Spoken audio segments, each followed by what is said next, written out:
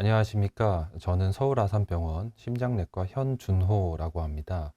저는 주로 신부전 진료를 담당하고 있습니다. 지금부터 제가 말씀드릴 내용은 신부전 환자들을 대상으로 하는 재활 운동에 대해서 말씀드리도록 하겠습니다. 먼저 신부전이란 무엇인가에 대해서 말씀을 드리겠습니다. 정상 심장은 인체에 있는 근육 펌프로서 인체의 혈액을 돌게 만들어주는 짜주는 역할을 하게 됩니다. 그런데 이러한 심장이 커지고 구조적으로 변화하거나 기능적으로 떨어지게 되면서 심장이 커지고 붓고 심장 내 압력이 올라가게 되는 상황을 신부전이라고 하고요. 이러한 변화로 기인해서 숨차거나 다리가 붓거나 하는 여러 가지 증상들을 만들어내는 임상증후군이라고 할 수 있겠습니다. 일반적으로 신부전의 자연 경과는 악화와 호전을 반복하다가 점차 진행하는 진행성 질환으로 알려져 있습니다. 그렇기 때문에 이렇게 진행하는 경과 중에 경과를 호전시킬 수 있는 치료가 필수이게 되는데요. 이러한 신부전의 치료의 요체는 크게 4가지 카테고리로 나누어집니다. 첫 번째는 약물 치료가 되겠고요.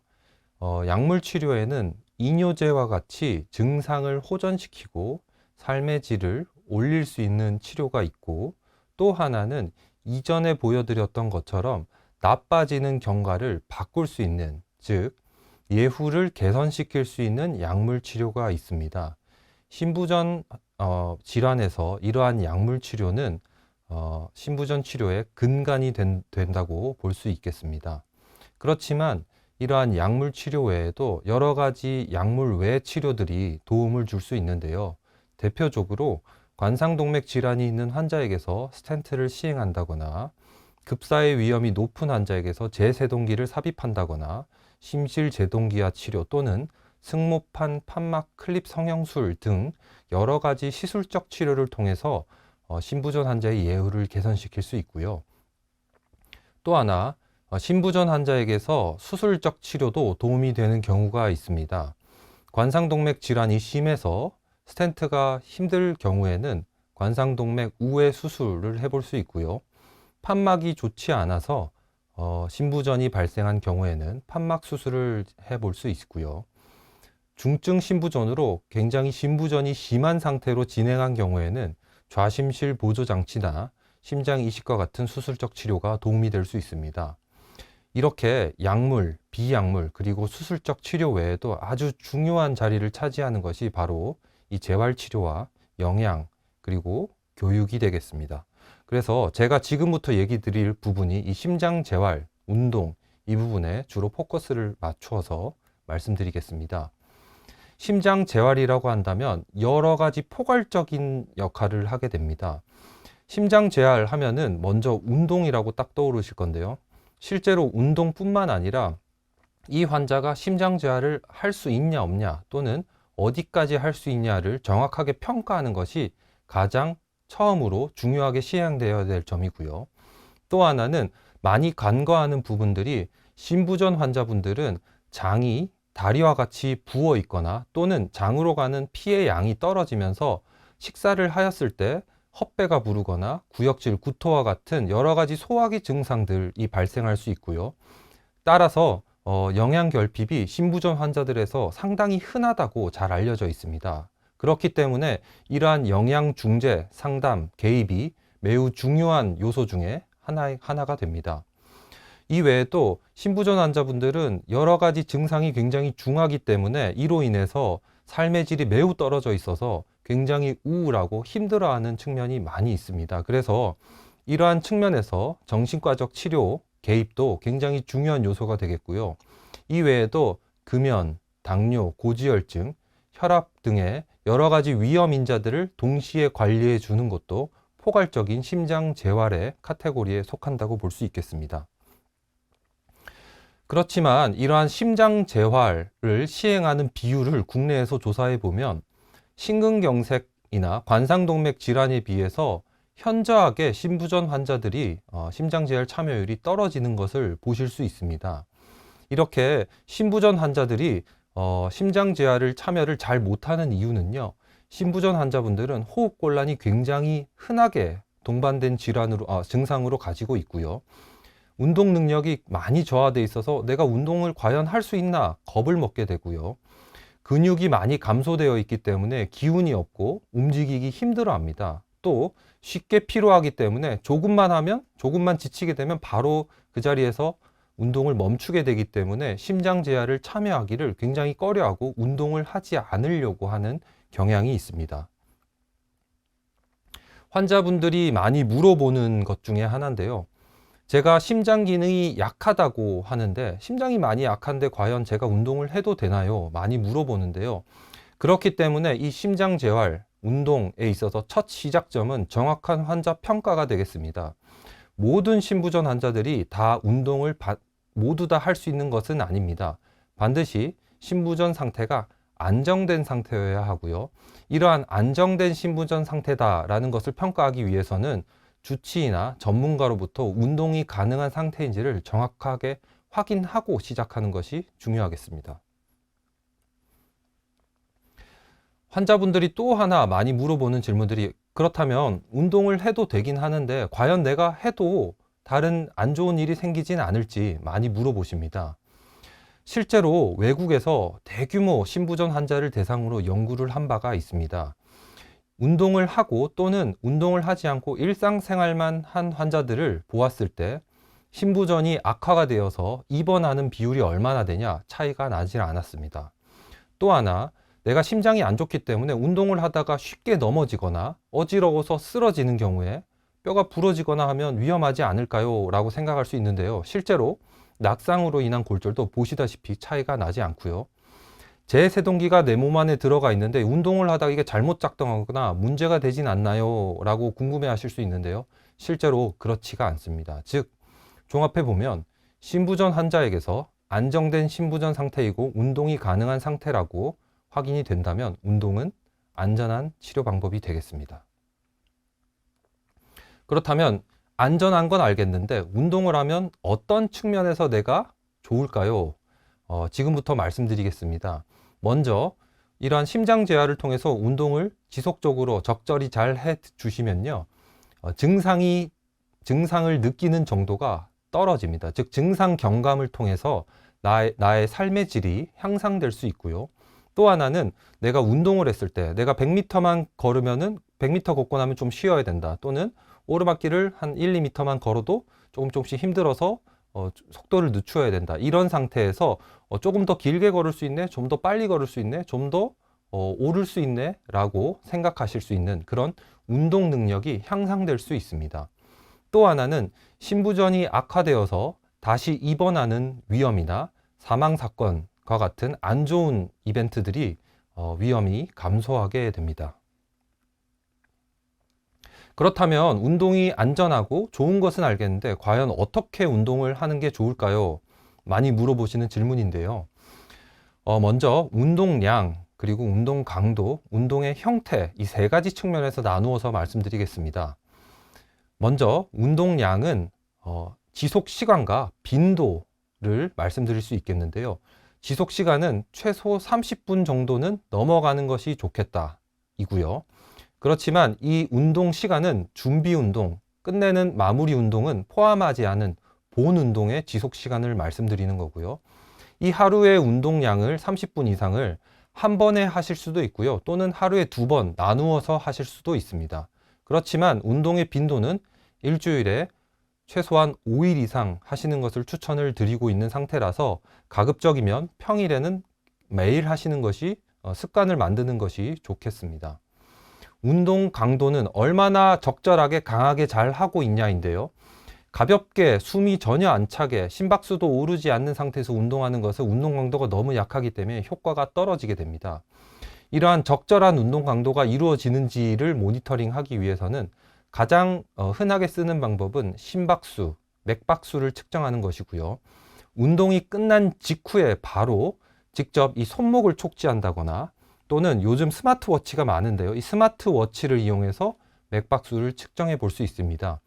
이 직접 촉지하는 경우에는 15초 동안에 맥박이 뛰는 횟수를 잰 다음에 4를 곱하시면 분당 맥박수가 됩니다. 마지막으로 운동 형태는 세 가지 분류가 있고요. 유산소 운동, 그리고 근력 운동, 마지막으로 스트레칭, 이렇게 나누어집니다. 일반적으로 가장 흔하게 사용하는 유산소 운동은 사이클 타기, 빠르게 걷기, 조깅, 그리고 로잉과 같은 노젓기 운동이 되겠습니다. 특히 이 로잉 같은 경우는 다리가 안 좋은, 다리를 수술해서 못 움직인다 하시는 분들은 이 상체와 허리만을 이용할 수 있는 로잉이 좋은 운동이 될 수 있습니다. 또 하나 근력 운동인데요. 첫 시작은 탄성 고무밴드를 이용해서 저항성을 올리는 것으로 시작하고요. 그 다음에 무거운 것을 들 때 처음부터 벤치프레스 같이 무거운 것을 드시면 무리가 갈 수 있기 때문에 덤벨과 같이 작은 무게로 가볍게 시작하시면 되겠습니다. 운동의 구성은 처음에 웜업 운동으로 시작해서 서서히 맥박수를 올리다가 본 운동으로 전체적인 맥박수를 원하는 높이까지 유지시켰다가 서서히 맥박수를 떨어뜨리는 마무리 운동, 쿨다운 운동, 이렇게 세 가지로 구성이 됩니다. 웜업 운동, 준비 운동이라고 할 수 있는데요. 맥박수를 한 번에 갑자기 올리게 되면 심장에 무리가 갈 수 있기 때문에 서서히 맥박수를 올릴 수 있는 가벼운 운동으로 시작하게 되고요. 시간이 딱 정해진 건 아니지만 대략적으로 한 15분 가량으로 잡으시면 될 것 같습니다. 딱 정해진 프로토콜이 있지는 않지만 보통 이 정도로 권고를 드릴 수 있겠는데요. 이것은 정해진 건 아닙니다. 제가 제안 드릴 수 있는 점은 첫 번째는 심박수를 일단 올릴 수 있도록 가볍게 걷고, 사이클도 아주 세게 타지 않고 가볍게 타면서 서서히 맥박수를 한 5분 가량 올리고요. 그 다음 5분 정도는 다시 근육의 긴장도를 낮추기 위해서 스트레칭을 시행하고, 나머지 5분 동안 다시 맥박수를 올릴 수 있는 이전에 말씀드린 운동을 서서히 하게 됩니다. 이렇게 맥박수를 올리게 되면은 본 운동으로 가게 되고요. 본 운동은 내가 목표로 하는 심박수에 도달하도록 운동을 적절히 잘 시행하는 것이고, 20에서 40분을 하라고 제가 적어는 뒀지만 가능하다면 최소 30분 이상은 하시는 것이 좋고요. 운동의 강도, 내가 목표로 하는 심박수에 도달했는지를 운동이 끝나자마자 체크를 하시는 것이 좋습니다. 그래서 운동이 끝나자마자 손목이나 와치 등을 이용해서 맥박수를 촉지하는 것이 좋고요. 참고로 이 운동의 강도, 내가 적절하게 세게 잘 하고 있냐를 알기 위해서는 이 맥박수가 높을수록 운동 강도가 높다는 점을 인지하고 계셔야 됩니다. 마지막으로 마무리 운동, 쿨다운 운동이고요. 서서히 심박수가 한 번에 하강하면 또 이 심장에 무리가 될 수 있기 때문에 서서히 하강할 수 있도록 약 한 10분 내외 정도 하시면 되겠고요. 가볍게 걷거나 가볍게 사이클 타거나 스트레칭을 섞어주시면 좋은 운동이 되겠습니다. 그렇지만 이러한 운동을 하다 보면은 일부 환자분들에서 조금 안 좋아질 수 있는 일이 생길 수 있고요. 내가 조금 힘든데 운동을 그만두어야 되나 생각하실 수 있습니다. 가슴 통증이 갑자기 심하게 온다거나, 발한, 즉 땀이 너무 심하게 평상시와 다르게 너무 심하게 오늘 난다, 호흡곤란이 너무 심하다, 또는 어지럽다, 구역구토가 난다, 이런 경우에는 일단 운동을 바로 멈추셔야 되고요. 수분간 휴식을 취하면서 증상이 호전되는지를 확인하셔야 됩니다. 만약 수분 이내에 어느 정도 기다렸는데도 증상이 호전되지 않거나 점차 더 악화되는 경우에는 119에 신고해서 근처에 가까운 병원 응급실을 내원하시는 것이 좋겠습니다.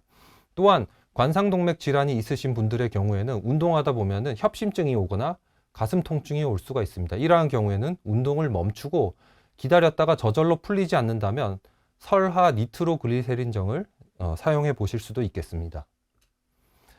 그렇지만 이렇게 안 좋은 환자들도 분명히 있지만 운동을 아주 열심히 해도 목표 심박수까지 도달해도 크게 힘들지 않고 아주 잘 수행하는 분도 아주 많습니다.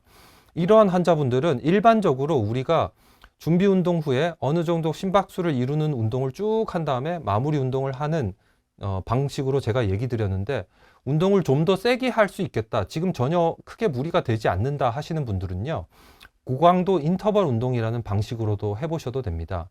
준비 운동을 했다가 어느 정도 세게, 평상시보다 좀 더 세게 운동을 한 4분 정도 했다가 한 3분 정도 조금 쉬었다가, 근데 쉬는 것이 가만히 있는 것이 아닙니다. 운동 강도를 충분하게 낮추어서 호흡을 고를 수 있게 하고, 이러다가 다시 또 세게 한 4분 정도 하고 쉬고, 이런 식으로 심박수를 좀 더 세게 끌어올렸다가 좀 더 낮췄다가 좀 더 세게 끌어올렸다가 좀 더 낮췄다가 이런 식으로 고강도의 인터벌 운동을 하게 되면은 심부전 환자에서 좀 더 효과가 좋다라고 알려져 있기 때문에, 물론 이러한 고강도의 운동을 모든 환자가 다 할 수 있지 않기 때문에 어느 정도 운동 능력에서 크게 문제가 되지 않고 하는데 수행에 문제가 없다 하시는 분들은 이런 고강도 인터벌 운동도 권해드릴 수도 있겠습니다. 운동을 하는 방식은 크게 두 가지로 나눠 볼 수 있는데요. 먼저 집에서 그냥 혼자 해볼 수도 있고요. 병원에 다니면서 해볼 수도 있겠습니다. 집에서 혼자 하는 운동의 경우에는 장점은 병원으로 운동하러 가야 되고 평가를 받아야 되고 하는 시간이 들고요. 돈이 들기 때문에 이러한 점을 절약할 수 있다는 장점이 있고요. 혼자서 심박수 옆에 그림 보시면은 이제 뭐 와치를 이용하거나 할 수 있는데요. 심박수를 체크하면서 잘 하게 되면 쉽게 혼자서 이용이 가능합니다. 그렇지만 표준화된 어떤 프로그램이 아직 미흡하고요. 운동 강도가 혼자서 하게 되면 적절하게 오르지 않을, 떨어질 가능성이 있고요. 환자의 책임감이 좀 떨어지기 때문에 동기부여가 부족해지게 되고요.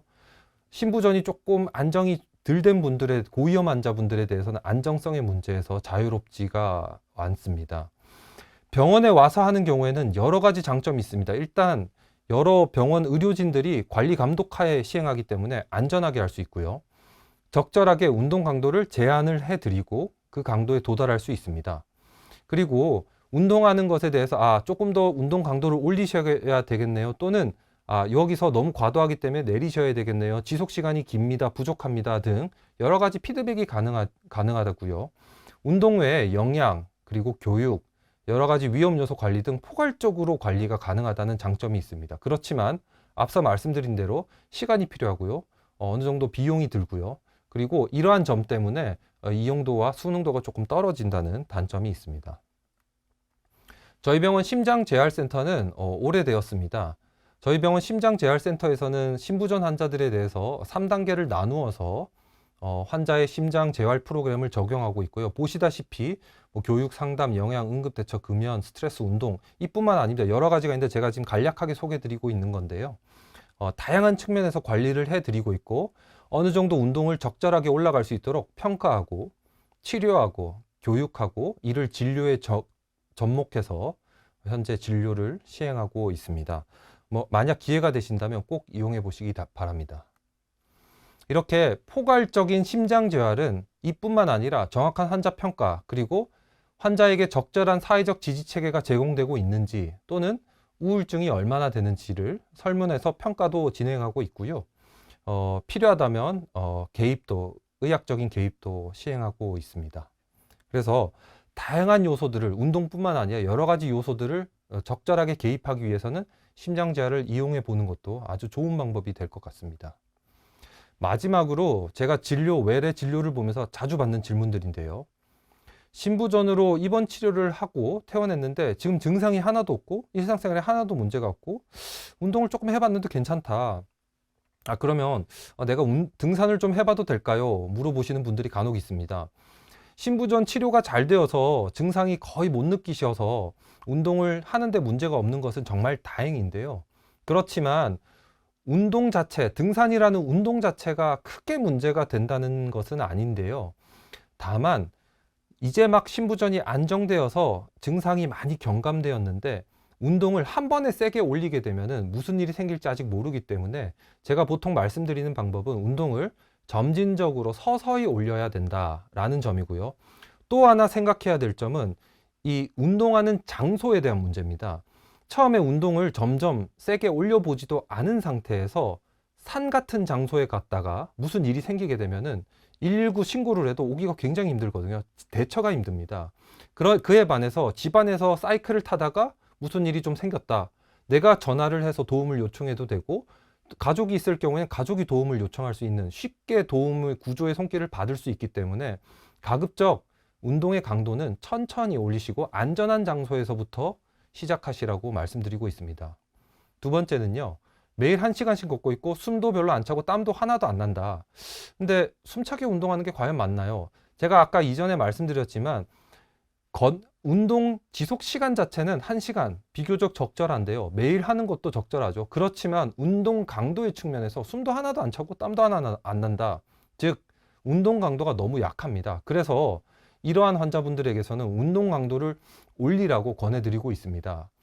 좀 더 빨리 걷고 서서히 걷는 속도를 올려서 일반적으로 걷는 속도가 물론 모든 환자를 다 동일하게 얘기할 수는 없지만 어느 정도 괜찮다면 천천히 산책하면서 걷는 것보다는 비교적 약속 시간이 늦은 것처럼 조금 빨리 걷는 것 있죠.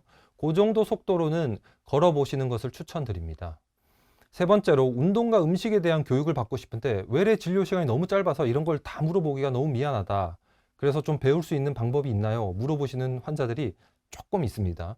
제가 아까 말씀드렸지만 저희 병원의 심장재활 센터의 프로그램이 굉장히 잘 돼 있기 때문에 만약 원하시면 제가 추천 꼭 해드리고 싶고요. 처방해서 연결시켜 드릴 수가 있습니다. 마지막으로 신부전 환자분들이 나이가 많은 고령의 환자가 신부전의 위험이 훨씬 높습니다. 나이가 많은 신부전 환자들이 많기 때문에 관절이 좋지 않아서 운동이 어렵다라고 말씀하시는 분들이 많습니다. 관절이 좋지 않은데 어떤 운동을 할 수 있는 방법이 있나요? 물어보시는 분들이 많은데요. 일단 대부분 무릎이나 허리 쪽이 좀 안 좋으신 분들이 많은데요. 일단 집에서 실내에서 앉아서 자전거 정도 탈 수 있는 분들은 실내에서 자전거를 타면서 운동을 하시라고 먼저 말씀을 드리고 있고요.